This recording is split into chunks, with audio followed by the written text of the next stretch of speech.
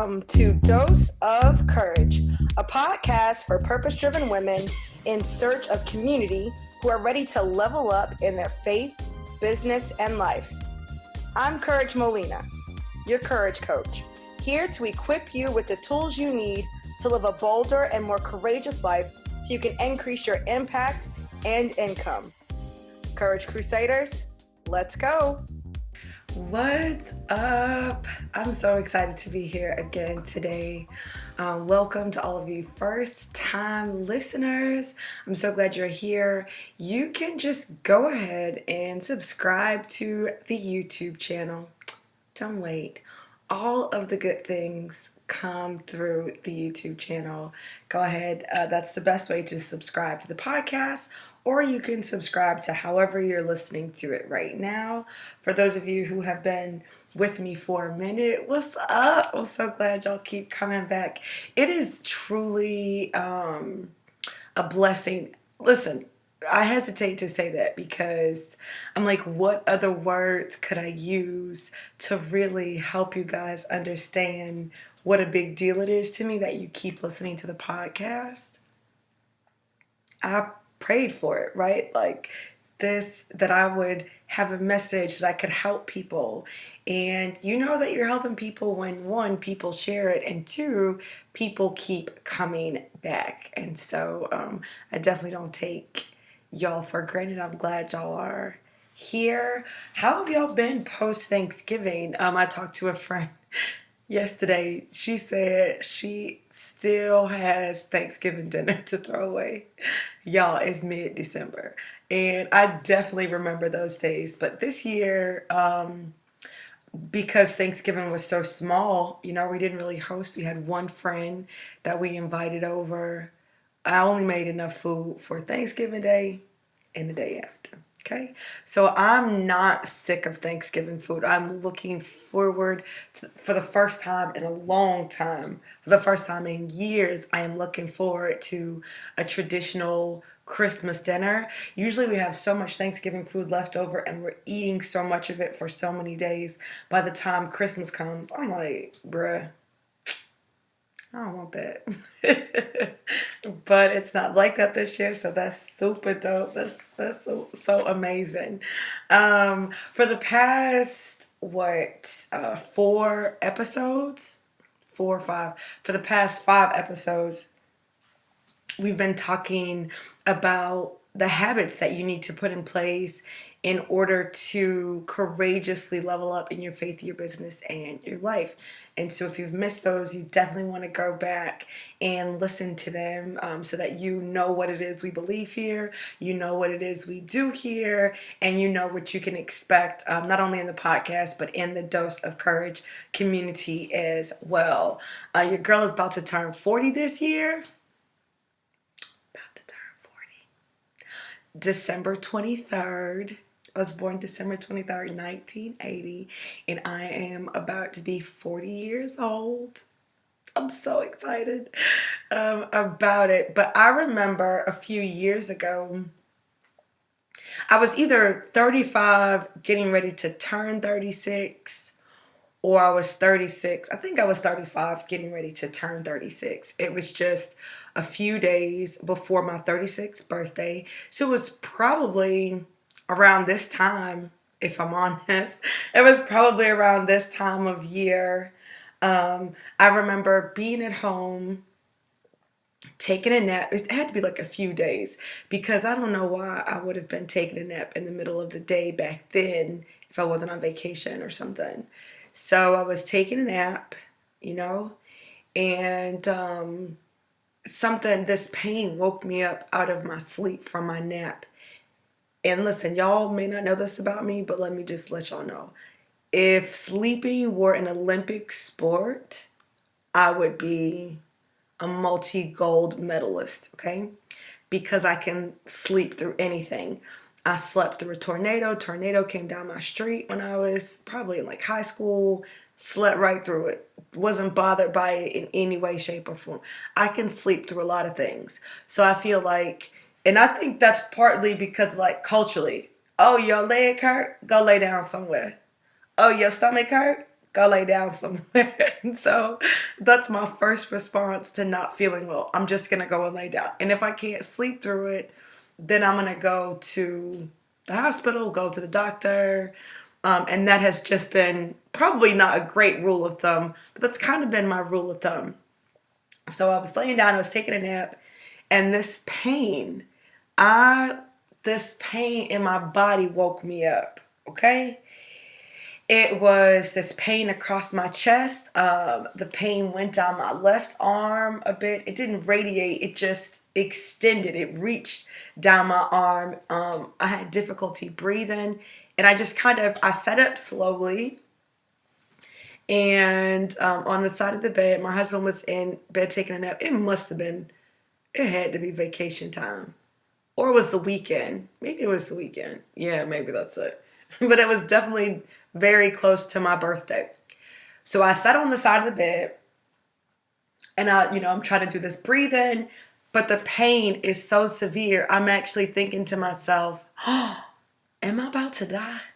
Like, am I about to have a heart attack right now? Am I having a heart attack? I'm like, this isn't. Like, it hurts a lot, but this isn't a heart attack. And so I didn't wake my husband up. I got up. I drove myself. My mom was here. I didn't tell anybody. I was like, oh, I'll be back. I could feel this pain. I couldn't turn my head. And so I drove myself very slowly to urgent care. Got to urgent care, signed in, and just sitting there waiting. Just sat there waiting, and you have to put your name and what you're there for. So the lady saw that I was there because I had chest pain. She's annoyed with me. She's like, oh my gosh, what are you doing? Why didn't you say something? I was like, I was just waiting my turn. I don't feel like I'm having a heart attack. I'm like, but my chest really does hurt. They take me back. They do all the tests. They put the EKG on me.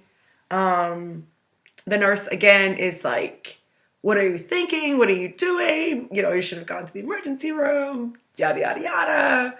I'm like, listen, man, relax. So the doctor comes in to examine me. The pain is starting to not necessarily go away, but it's not running through my body. Before it felt like it was running through my body. Now it's just, it's concentrated in my chest. And so I'm just sitting there, and she's asking me questions. She's asking me, what do I do for a living? And what's my stress level like? I'm like, well, my stress is regular.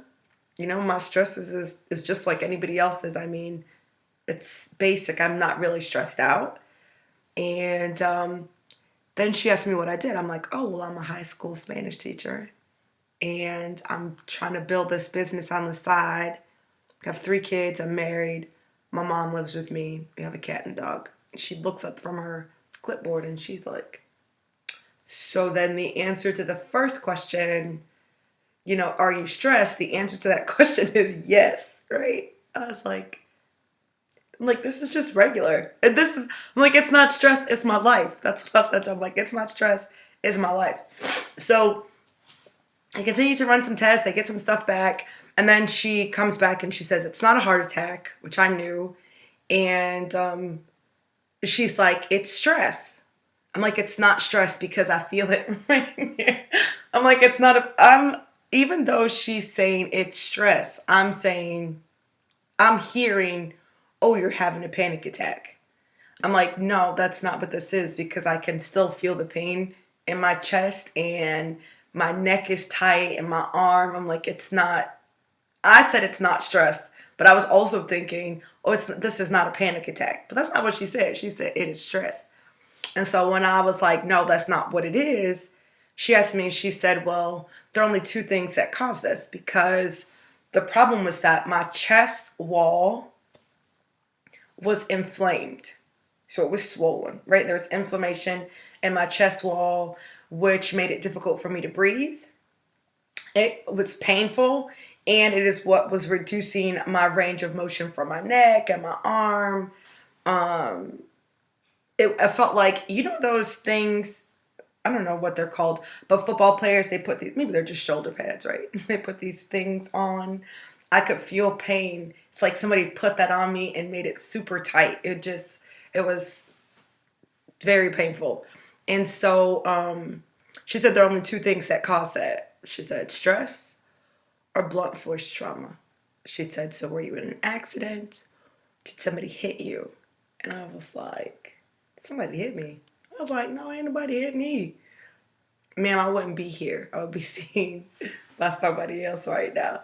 She laughed. She was like, okay, well then it's stress. Those are the only two things. And I'm like, man, this is crazy. So she's gonna go, she's gonna bring something for me or whatever. And while she's gone, the nurse comes in and she was like, do you understand what happened? Do you understand what has happened here? And I'm like, I'm like, you checked me and I don't have a heart attack? I'm like, I don't know. I don't know what's happened here. I mean, I don't know what you're getting at.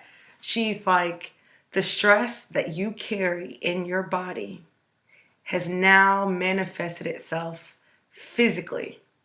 She was like, the next time it could be a heart attack. The next time it could be a stroke. She was like, so you need to get it together and take this seriously. She's like, she's like, you are young. You could have a heart attack. Once you cross over from a place where the stress of your life starts to manifest itself in physical symptoms, you have way too much stress in your body. You need to understand that the next time that you spill over, it could be a stroke, it could be a heart attack. And I thought, wow, and that was the sad part, and the crazy part about it is that was not the first time I heard that. That wasn't the first time that my stress had manifested itself in a physical way. Just a few years prior to that, I've been diagnosed with IBS. And and I had all these tests run, I had all these episodes. I was sick. I missed a lot of work. Finally got to a specialist, a gastrointestinal specialist, and they did all this testing, and he diagnosed me with IBS. And he's like, do you know what causes IBS? Stress, anxiety, depression. And so he asked me those 3 years prior, what do you do to relax? And I'm like, well, I sleep. He's like, no, that's not relaxing. He's like, that's resting, which is good.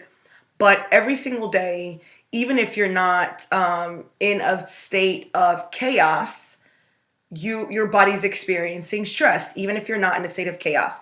And that was important. That was a very important distinction for me, because that's how I live, right? Very extreme. I'm waiting for something to happen for me to respond. At least that's how I lived back then. I'm waiting. Oh, this has happened. This means I need to rest. I can kind of feel that I probably need to take a day off, but I'm literally waiting until my body breaks down to be like, oh, well, I'm actually physically sick, so now I'm going to take a rest. He's saying to me, you can't wait until then. Like, you can't do that. You need to have this at the top of your mind. And he gave me a list of relaxation activities that I could do. Now, the thing with the IBS is that it doesn't actually, so your I know my words, y'all. Hold on. Your digestive system isn't broken. It doesn't have holes. It doesn't have, any of that. It basically is misbehaving. It's not broken, so there isn't anything to fix. It basically doesn't function properly because of the stress that you carry in your body, which, by the way, we mostly carry in our gut. So I'm like, okay. So he wants to give me this medicine to help me relax. I don't know what it is. I can't remember. It was a while ago, but it's something I would be taking every day. And I said, well, how long will I have to take this? He was like, there's no cure for IBS. Once you have it, and that's pretty much it. And so for the first few weeks after that, I had so many episodes. I was sick all the time. And then I remembered that if my mind and my thoughts could cause it, then I would have faith that my mind and my thoughts would cure it. But as you can tell, I didn't do a great job because, like I said, that was 3 years before I ended up in the emergency room, or not in the emergency room, in urgent care for this. for, my chest pain, right? So I'm like, okay. And that's when I realized that I couldn't just, you know, allow myself to go and run and run and run and do all these things and work and work and work and serve and serve and serve without having myself in that rotation. I needed to be taking care of myself. I needed some self-care activities. I need some relaxation activities. And it needed to be something that I built up into a habit. Because without it, because of what I do and how I'm set up, I just work like I want to work. I want to do good work. I want to do good things. I am not a slow paced person. Everything is go, go, go. I might take my time to do something, but I want to take my time to do it sooner rather than later, right? That is the nature of how I am. And I think that might be the nature of, purpose chasers also, right? I think it might be the nature of those of us who want to level up. I think it might be the nature of those of us who are those of us who are building a legacy of impact, that we understand the importance of work, but sometimes we can focus more on that. And so in today's episode, I really want to talk to you about habit number 5, which is practicing self-care religiously, right? Practicing self-care religiously, not sporadically, but religiously. As a full-time entrepreneur with financial obligations, with relational obligations, right? I'm a wife, I'm a mom. I can't just be like, oh, I'm not doing those things. Right there, I have obligations. And my focus, probably like most of you, is on work and taking care of the things that need to be done.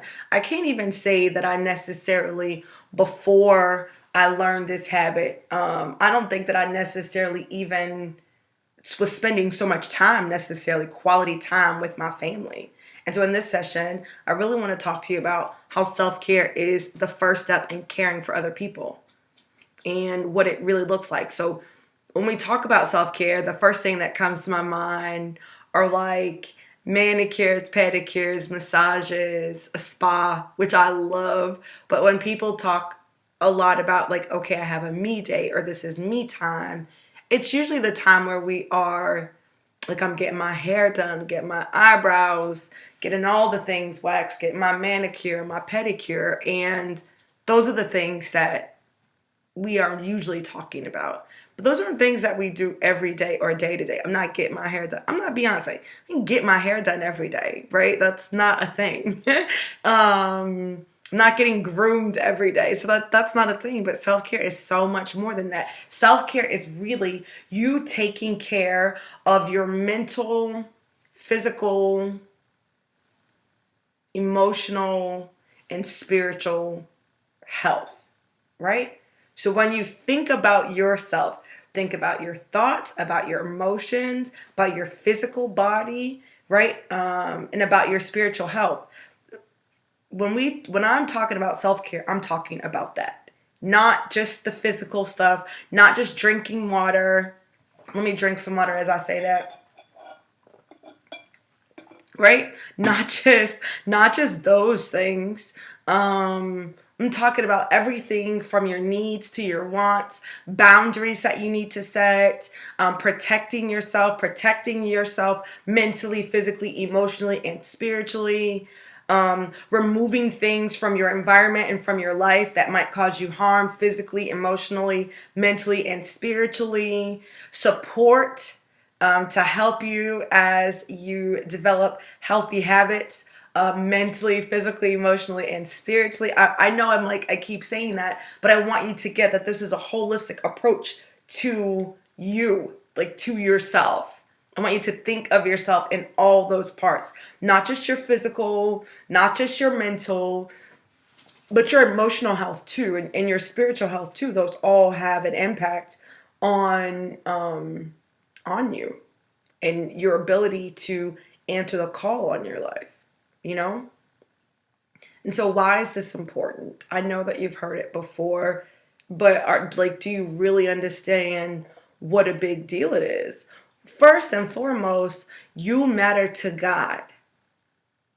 I don't know how we got to this place as women where the badge of honor that we are looking for is being the most run down person in the room, in the sense of I'm the most exhausted person. I'm excited that I am the most exhausted person. I have helped more people than you, and even though I don't feel well and I feel sick and I'm tired or I'm struggling or I look a bit disheveled, I'm going to wear this as a badge of honor because it means I'm a better woman than you. It means I'm a better wife than you. I'm a better mom than you. I've read, and I see all the time on social media, real women put their kids first no matter what. Real women, I do whatever I have to do to, like, all of these ideas where as a woman, I am measured by how tired and exhausted I am. And the more tired and exhausted I am, the better I am at what I do. That's the assumption, right? The more serious I am because I'm staying up late, because I'm allowing myself to be run raggedy by my kids, by my spouse. I don't know where that comes from. I certainly used to subscribe to that school of thought. I don't anymore, but I definitely did. I don't know where that comes from. It's like we're not important, like you don't matter. That's not true. That had to have come from the enemy in some shape or form, because you matter to God. You. I ain't talking about your kids or your husband or your job or your church where you serve or your volunteer. Like, I'm not talking about them. I'm talking about you. You listening to this podcast right now, you matter to God. You are a top priority to Him. And, you know, it's important that you are making sure that you get what you need daily and without apology. You know, when you think about things that have a ton of value, let's say, I'm trying to think of, okay, so my cousin brought his car here to the house, and he parked it because he was taking a flight somewhere. He was going to be gone somewhere for a few days. Now listen, it's not my car.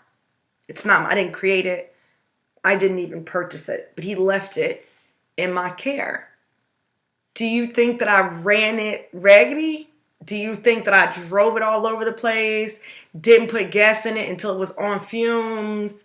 Do you think that I didn't park it in a safe place, that I rented it? No, it might not have been mine, but it was left in my care. And so because I know that it's valuable to Him, I take care of it. How much more so should we be taking care of ourselves, understanding that we are valuable to God? Even your body is not your own, right? Like, even your body is not your own.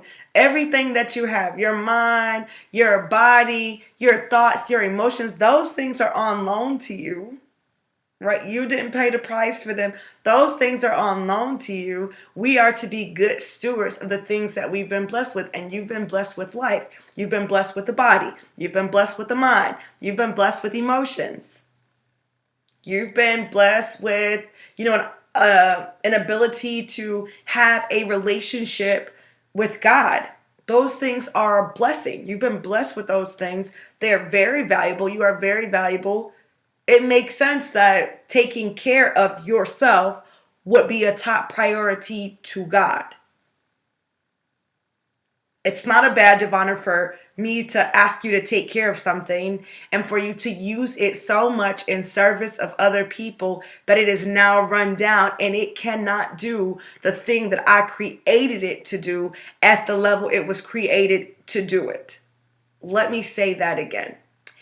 It makes no sense that we would not take care of ourselves. You need to take care of yourself, understanding that you are a child of the Most High God and you are a top priority for Him. You were created with a purpose. And what we do when we don't take care of ourselves is we allow ourselves to be used to the point of exhaustion.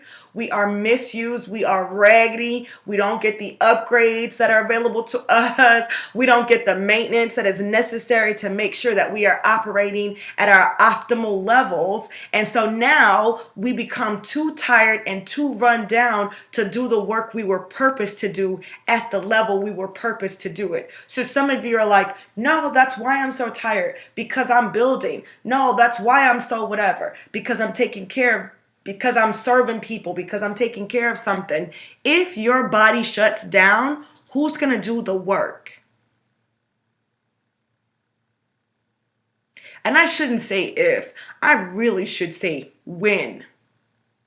When your body shuts down, when you're getting sick because a lack of rest reduces your immune system, right? It gives you a compromised immune system. And so you might be a healthy person, but you don't have healthy habits.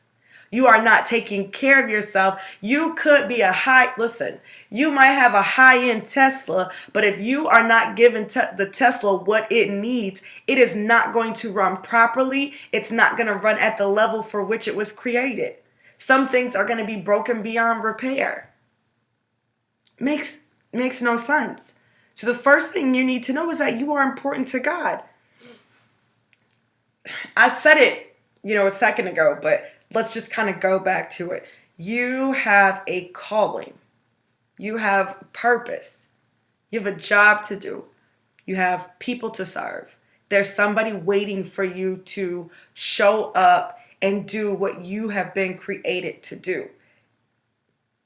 I can't show up if I'm in the bathroom because my IBS is acting up.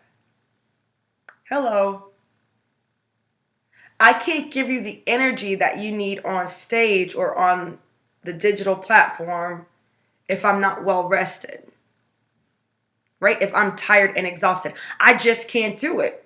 You have a call and a purpose, for people to serve. And so you can't do that if you're not taking care of yourself. You can't do the third thing. You can't do anything well when you aren't well, period. You cannot do anything well when you yourself are not well. So here's the assignment, right? As we talk about practicing self-care religiously. What does that look like? That means that I need to have a routine. Come on, y'all knew where this was going. I need to have a routine where I'm incorporating self-care activities on a daily basis. I use the word religiously intentionally because when you think about things that people do religiously, and people oh, I don't want to be religious. I don't want to be religious maybe when it comes to my spiritual growth, but I want to be religious when it comes to this routine. Why? Because it means I do it whether I feel it or not. It means I do it whether I understand the importance of it or not. It means that come hell or high water, I'm going to show up for myself and do this thing. I'm going to check it off my list. It is not reduced. Its benefits are not reduced because you don't have the right mindset when you do it. I don't have to have the right mindset as I sip my water. My body doesn't care. Okay? My body is getting exactly what it needs every time I sip the water. I don't have to think, oh my gosh, I love this. No, that's why I'm intentionally saying you can do this religiously. You don't have to love it. Hopefully you will grow to love it once you see the benefits of it. I'm not struggling with my chest anymore. My IBS episodes are few and far in between. And I always, whenever I experience one, I'm like, oh, I always know it's because I haven't been doing my routine. I have lost my mind. What? Crazy. Let me get back to it. Because the life that I live is one that causes me stress. And it's not that I'm stressed out. It's whatever you are doing, especially if you're doing important work. If you're doing purpose work. If you are getting to the next level, doing that type of work, that causes stress on your body, even if you're not mentally stressed out.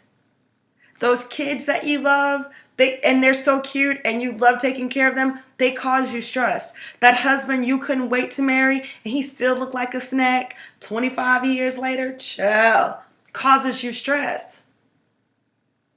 It's what it does. It's how it is. And so What's your assignment? This week, like every single week, I'm inviting you to, try out the bolder morning. Every week, I'm inviting you to try out this your assignment this week. Your assignment for this week is to commit to bolder mornings for the next 30 days. That is your assignment. That's not your challenge. I'm not saying if you think you want to do it. I'm saying I want you to commit to bolder mornings for the next 30 days. Why? Because there are so many things in there that are great for your self-care. The blessing the Lord. Gratitude is great for your mindset. So that's great for your mental. It's great for your spiritual. Having a conversation with God. Optimizing your visualization. It's great for your mental and it's great for your emotional. Thinking about where God is taking you to. L is great for your mental. It's great for your emotional. Why? Because the more I learn, the better I can do things that I've been called to do, the less stress I have in getting those things done, the more effective I become. So L, learning something relevant, helps your mental and your emotional. D, declaring and decreeing helps your mental and your emotional. And if some of those affirmations are based in the Word of God, also helps your spiritual. E, exercise, helps your mental, helps your physical, helps your emotional, and your spiritual health, right? And then R, reading the Bible, helps your mental, emotional, and spiritual health. All of these things. I'm not saying that this is enough. There are other things that you'll need to do, right? But this is a great place to start and get consistent. This is a great place to start. And if you stick with it for 30 days, you will see a difference. You'll see a difference in how you show up. You'll see a difference in mental clarity. You'll see a difference in how you respond to difficult situations. To how quickly you are able to take control of your emotions. Not that you can't feel them and process them, but that they're not in the driver's seat of your decisions and how you spend your day or what's going to be, what you're going to think about all day based on how you felt about it. No, that will be done. Okay? 30 days. The second thing I want you to do is join Dose of Courage community. I want you to join the Dose of Courage community. And the third assignment, the third part of the assignment is to share this podcast. Okay? Share this podcast. These habits are helping women all across the globe, and you want to be a part of sharing that. So if this has blessed you in any way, giving you an aha, share it, share it, share it. Tag me on social media at Courage Molina. As always, I appreciate you guys coming, listening, coming to each session. I love that you guys continue to come back to these coaching sessions, and I love to see you go out and take action. It is my hope when I do these podcasts that it will help you to show up as your most bold self so that you can take courageous action consistently as you are leveling up in your faith, in your business, and your life. All right, as always, have an amazing week. I'm your girl, Courage Molina. You know, your courage coach and your favorite Bible teacher. Your assignment. Oh, I didn't even tell you where you could go. Hold on. Go to couragemolina.org. Go to the website. There is a free resource library on the website, couragemolina.org. When you go in there, you'll be able to find the training for Bolder Morning. There's a free training and a workbook, so it'll set you up for success. All right, until next time, love you.